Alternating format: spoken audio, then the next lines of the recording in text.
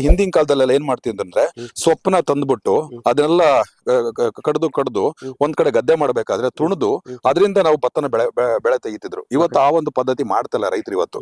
So ಹಂಗಾಗಿ ಇವತ್ತು ಹಸಿರೆಲೆ ಗೊಬ್ಬರ ಹಾಕೋದ್ರಿಂದ ಮತ್ತೆ ಸಾವಯವ ಗೊಬ್ಬರಗಳು ಹಾಕೋದ್ರಿಂದ ಫಸ್ಟ್ ಮಣ್ಣಿನ ಫಲವತ್ತತೆ ಜಾಸ್ತಿ ಆಗುತ್ತೆ. ಈ ತೋಟದಲ್ಲಿ ಸುಮಾರು ಒಂದು 10 ವರ್ಷದಿಂದ ಸಾವಯವದ ರೂಪದಲ್ಲಿ ಇವರು ಬೆಳೀತಾ ಇದಾರೆ.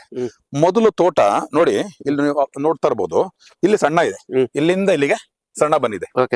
ಯಾಕೆ ಸಣ್ಣ ಇದೆ ಅಂತಂದ್ರೆ, ಒಂದು ನೈಸರ್ಗಿಕವಾಗಿ ಕಾರಣಗಳು ಇರ್ತವೆ. ನೈಸರ್ಗಿಕ ಕಾರಣಗಳು ಏನಾಗಿರುತ್ತೆ ಅಂತಂದ್ರೆ, ನಮಗೆ ನೀರು ಕಡಿಮೆ ಇದ್ರು ಕೂಡ ಅಥವಾ ನೀರು ಜಾಸ್ತಿ ಇದ್ರು ಕೂಡ ಈ ಒಂದು ಡಿಫಿಷಿಯನ್ಸಿ ಕಾಣುತ್ತೆ. ಅದು ಬಿಟ್ರೆ ಎರಡನೇದು ಟೆಕ್ನಿಕಲ್ ಕಾರಣ ಏನಪ್ಪಾ ಅಂತಂದ್ರೆ, ಈ ಪೋಷಕಾಂಶಗಳ ಕೊರತೆ ಇದ್ದಾಗ ಈ ಒಂದು ಸಹಜ ಸಮಸ್ಯೆ ಸ್ಟಾರ್ಟ್ ಆಗುತ್ತೆ. ಇಲ್ಲೇನಾಗಿದೆ, ಆ ಒಂದು ಸ್ಟಾರ್ಟಿಂಗ್ ಅಲ್ಲಿ ಈ ರೈತರು ನಮ್ಮ ಯಾವುದೇ ಒಂದು ಸಾವಯವ ಗೊಬ್ಬರಗಳನ್ನ ಹಾಕಿರ್ಲಿಲ್ಲ. ಯಾವಾಗ ಸಾವಯವ ಗೊಬ್ಬರಗಳು ಹಾಕಿದ್ರು ನೋಡಿ, ಇಲ್ಲಿ ಶೇಪ್ ಚೇಂಜ್ ಆಯ್ತು, ಇಲ್ಲಿಂದ ನಿಮಗೆ ಸೈಜ್ ಅನ್ನೋದು ದಪ್ಪ ಆಗ್ತಾ ಹೋಯ್ತು. ಸೊ ಈ ತರ ನೀವು ಯಾವುದೇ ಗಿಡದಲ್ಲೂ ಕೂಡ ನೀವು ಈ ತರ ಪ್ರತಿಯೊಂದು ಕೂಡ ಬೆಳವಣಿಗೆ, ಸೊ ಎಲ್ಲಿ ನಮಗೆ ದಪ್ಪ ಬಂದಿದೆ ಅಂತಂದ್ರೆ ಅಲ್ಲಿ ಆ ಗಿಡಕ್ಕೆ ಸಮಗ್ರ ಪೋಷಕಾಂಶಗಳು ಸಿಕ್ಕಿದೆ ಅಂತ. ಸೊ ಎಲ್ಲಿ ನಮಗೆ ಸಣ್ಣ ಇದೆ, ಕಾಂಡ ಸ್ಟಂಪ್ ಸಣ್ಣ ಇದೆ ಅಂತಂದ್ರೆ ಅಲ್ಲಿ ಸಮಗ್ರ ಪೋಷಕಾಂಶಗಳು ಸಿಕ್ಕಿಲ್ಲ.